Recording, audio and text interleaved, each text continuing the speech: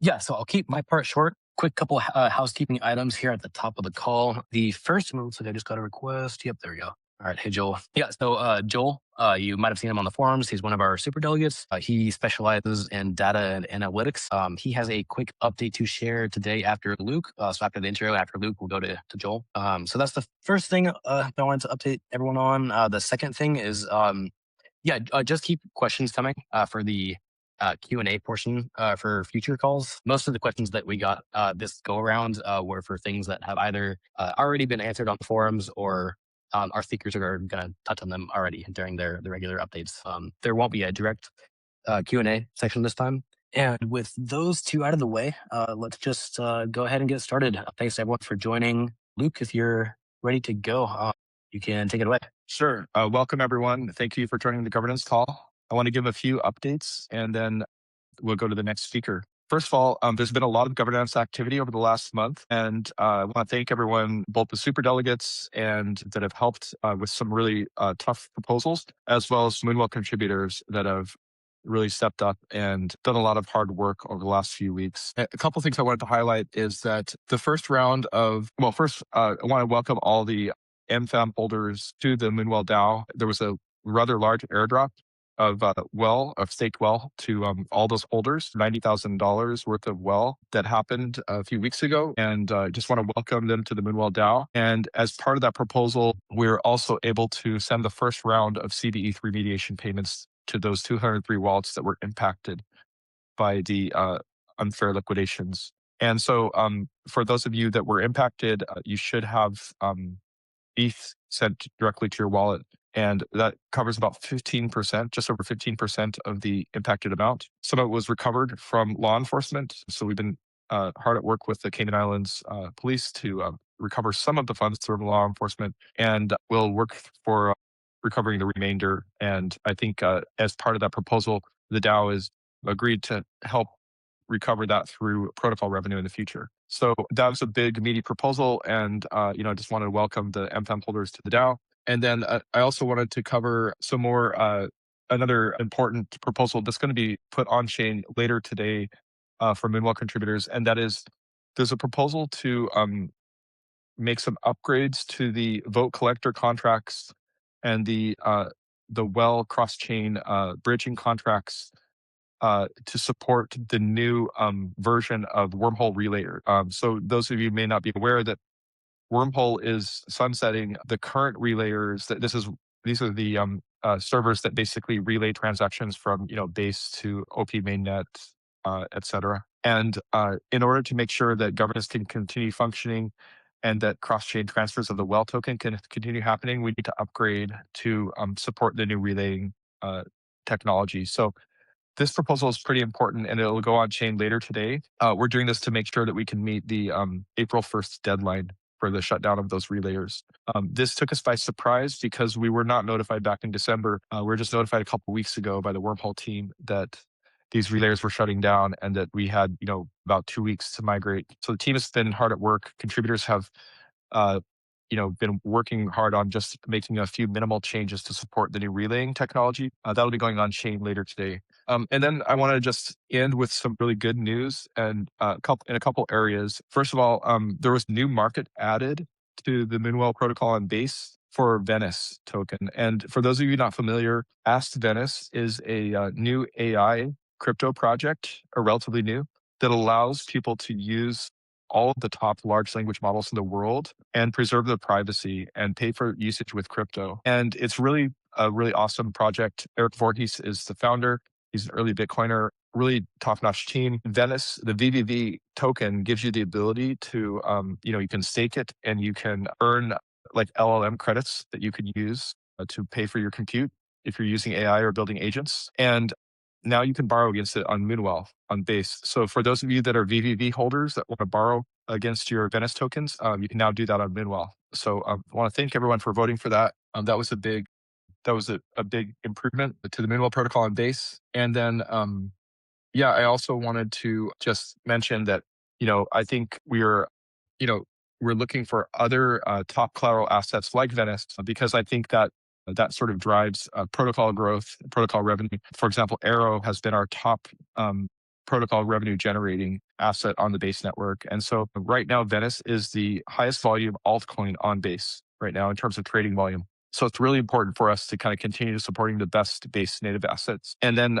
also, I wanted to mention that we're still on track to launching the Moonwell protocol on Ethereum mainnet in April sometime, even though we've had some unplanned work come up due to the CB3 remediation and due to the wormhole migration. But we're still on track for that. And so we're really excited about launching the Moonwell protocol on Ethereum mainnet and attracting new liquidity and generating more protocol revenue. And then there's another piece of good news that I wanted to share as well, and that is that the Mamo agent got a $10,000 base builder grant, and currently there's a month-long reward campaign for people to use Mamo through the Base app. And this is allowing people to simply deposit USDC through Mamo, which goes into Moonwell vaults and markets. And this means that you can get pretty attractive 2-digit APYs on your USDC right now if you use Mamo through the Base app. And so for those of you that don't know, I want to just repeat how Mamo benefits Moonwell. Mamo's deposits go directly into Moonwell vaults and core markets, and they generate protocol revenue. And Mamo is, the easiest to use personal finance agent. Only you can withdraw funds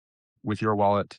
But the Mamo agent has the ability to capture the highest rates, whether the highest rate is in the vault or the market, the USDC core market, and make sure you're always earning the best rates. And because of this special reward campaign through Base app and through Merkle, who's administering the rewards, the Mamo agent can actually claim the rewards for you automatically every time there's 50 cents or more rewards and compound them for you. So all you have to do is just deposit into the Mamo app, and you can start earning these 2-digit APYs on your USDC for the next few weeks while the campaign runs. And for those of you that may have already deposited into Mamo, if you want to earn the reward, all you have to do is withdraw and deposit through the Base app. Should only take you a few seconds, but I wanted to let everyone know about that. Helps drive protocol revenue. And then lastly, I did want to mention that there is a malicious governance proposal up on the Moonriver network. So for those of you that still hold MFAM or staked MFAM, I wanted to mention that MIP R39, it's a proposal that looks like it's an attempt to simply drain the protocol of any remaining assets that people haven't withdrawn, which is not a significant amount of assets. It looks like currently that proposal has about only 31.5% for votes and 68.4% against votes. But I just wanted to mention that that proposal was not created by Moonwell contributors. It was created by someone that's anonymous. And so please vote accordingly. I don't want to tell you how to vote, but it looks like already a lot of AmFam holders have voted against it because it's not passing. But I just wanted to mention that that proposal was not created by anyone that we know. And when we decompiled the contract or the proposal, the attacker's contract, we noticed that it simply drains existing assets from the protocol and sends the proceeds to the attacker's wallet. So it looks like governance is working the way it should. But I just wanted to make people aware that that's a proposal that doesn't appear to be beneficial to the Moonwell Apollo protocol. And also, I just wanted to mention this has nothing to do with the main Moonwell protocol. It doesn't impact Well or any of the core markets or vaults in any way. This is simply the Moonwell Apollo protocol that was sunset last month. So thanks for being a part of the Moonwell community. Really want to thank everyone for all your hard work and all the contributors. And I think I'm really excited to hear more from Joel about the dashboards he's been sharing. It's been really awesome to welcome Joel as a super delegate and to see some of the data he's bringing, especially around the OEV revenue and some of the really cool data points that he's been capturing for the Moonwell protocol. So thank you, everyone, and keep those questions coming. We're happy to answer the questions in future governance calls, or if there are any good ones that come up, we could answer them at the end of the call. Thanks. And thank you, Luke. Good transition as well. Joel, if you are ready, take it away. Yes, I hope you can hear me very well. Yep.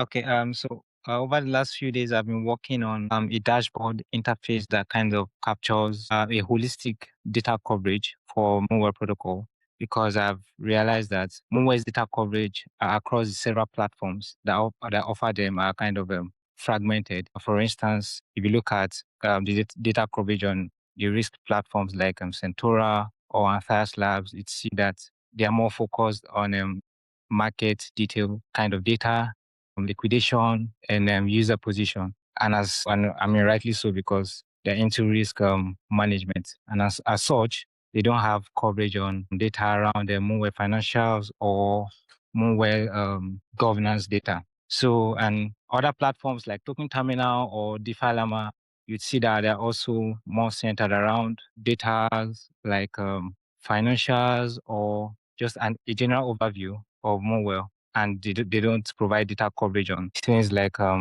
the governance data. So I thought to kind of bridge that gap and come up with a dashboard interface that covers everything, whereby you can have like an holistic view on Moonwell's data in its entirety. So I think the dashboard I post on the forum page, and I provided the link to the dashboard in on that post. The dashboard basically has like 7 pages, starting with like an overview page, and you can also filter by chain. You can filter by base, optimism, and Moonbeam. I did add Moonriver because of the financials page that has some element of like a historical data coverage of the financial report for the Moonriver network. So, but aside from the financials page, the Moonriver filter doesn't apply to any other page. So for the overview, you definitely see data around the total supplied, borrows, total value logged, and total reserves. And I've also added some charts with respect to these metrics, which you can filter on a quarterly basis, monthly basis, a weekly basis, and also a yearly basis, either for a specific chain or for all chains selected. Then I have a market section that covers all the markets. I think about 41 markets. I've not added the Venice, the newly added assets, which I'll do in the next coming days. And for each asset or market, you can click on it and have like a more detailed market information, like you'd see on platform like Anthias Lab. And we see the wallet. I have a wallet page that covers user position. I have a page on liquidations that cover both liquidations and also what I call liquidator economy, where you can see the liquidator address, total liquidations they've carried out, the total collateral seized, the total debt repaid, their profits, share of profits, and also their last activity. How recent did they carry out a particular liquidation? Then I also have a page on financials where you can look into Moonwell fees and revenue. And I think I should also note that for each page, I think at the bottom I added where the data source for each of these data, because I relied on Moonwell SDK, RPCs like Alchemy RPC, Llama RPC, and also I think Morpho for the Morpho fees, and also DeFi Llama API where needed, particularly for this financials page. Then I have the votes page that covers the Moonwell Morpho votes or all the 5 votes, extensive data on all of them. Then lastly, which is the most important, is the governance page, where I have data on the proposals, voters and delegates, with several search bars to search for specific voter addresses and delegate addresses. And recently, just today, based on Alex feedback, I added a delegate tracker where you can have detailed information on each recognized delegates based on delegate tier, super delegates, the mid-tier delegate, and I've added a space for the junior delegates for when there are delegates in that category. And you can also filter for each delegate. You can filter based on month to see the votes carried out by each delegate and the details of that vote. You can see that all of that on the page. And so I welcome everyone to check it out. And they have added the section, the footer of the website where you can send feedback. If you find any inaccurate data, or you'd like me to add more data points, or you run into any issue on the website, you can send me a DM here on X, or you send me an email. And I think, that covers everything. Thank you very much. Awesome. Thank you, Joel. Yeah, it's a great dashboard. I'll definitely be using it for future monthly reports. Sorry, can I add one last thing? Good. For the liquidation page and the wallet page, I think I've only populated for the base chain. I'll be populating for Optimism and Moonbeam. And like Luke mentioned, for the OEV coverage, I did create a Dune dashboard for that, but that particular dashboard only covers the wrap ETH market, because at the time that was the only market that had been implemented. So I'm going to have that data populated both on Dune for the OEV implementation for all the other markets. So I'm going to get the contract addresses from probably Luke or any of the more contributors. And I also have a page for that on this website, this data dashboard or data interface that I created. So basically for the OEV capture, you'll be able to have access to the data coverage both on Dune and also on this new interface, data interface that I built. Thank you. Noted. Thanks, Joel. Yeah, we can get you those contract addresses so you can add them to the dashboard. Thanks for all your hard work, Joel. Thank you, Luke. All right, Darren, you're up next if you're ready. Can you hear me? Am Yep, I clear gotcha. for everyone? Okay. Gotcha. So I'm really just going to go over two quick proposals that passed this month, and that would be MIP B58 and B59. So Luke largely covered B58, but essentially it's just onboarding the MFAM community and addressing the CB ETH incident as well. And this is just, a partial or like starting the restitution process, and there can be more rounds voted on this in governance in the for foreseeable future. And then the second proposal, MIP B59, was adding the Venice token to the markets on base. And I will let the Anthias folks cover the collateral factor and reserve factor information on that. But as Luke said, it's a privacy first AI platform. They had over 2 million users, and I'm sure most people saw the integration that they performed with the OpenClaw team. But yeah, that's largely it from me. Awesome. Thanks, Darren. Chris, if you're here. Yeah. Hey, everyone. I just want to give a quick update on the parameter changes we made this month through governance. So quickly listing that off on base. A couple cap changes we made. BBTC decreased the borrow cap from 640 to 90. Arrow decreased the borrow cap from 25 million to 7.5 million. And wrap staked ETH decreased borrow cap from 1200 to 500. And these cap changes are designed to mitigate the downside of tail risk scenarios, specifically for assets where the borrow cap is not fully utilized. We made a small collateral factor change for LBTC, decreasing from 83% to 82%, increased the CBE reserve factor from 15% to 20%. And we also made a couple interest rate parameter changes. So for CBE, we amended the interest rate curve there. This is designed to reflect there's some bad debt in the market, which affects the utilization and therefore the interest rate. So we wanted to increase the kink there, raise that from 35% to 45%, increase the multiplier as well. And this also increases the borrower supply rates at the kink. We increase the multiplier from 0.061 to 0.081, and slightly decrease the jump multiplier from 3.5 to 3. And what this will do, so the projected APYs at kink for borrowers should be around 3.6%, and suppliers about 1.3%. Now we also made some changes to the USDC interest rate curve, decreasing the multiplier there. And what this does in turn is decrease the borrow supply rates at the kink. So borrow rates around 6% and supply rates around 5%. And for OP mainnet, we had a cap change, so decrease borrow cap for Velo from 20 million to 6 million. Similar story as to base. Wanted to mitigate tail risk scenarios, and designed to not affect existing borrowers, but just place a upper limit on assets that can be lent out. And then we have a post up in the forum currently for April's parameter changes. Feel free to take a look at that. Governance proposal will be going up shortly, covering those. There's one cap change on optimism that we listed there for wrapped ETH that we've actually already gone ahead and changed. So we wanted to take a risk off stance for the WE ETH market on OP mainnet, and the main reason is decreased liquidity. So if there's not enough liquidity on DEXed, liquidators can't profitably swap from seizing collateral to repay the flash loan that they created to repay the debts.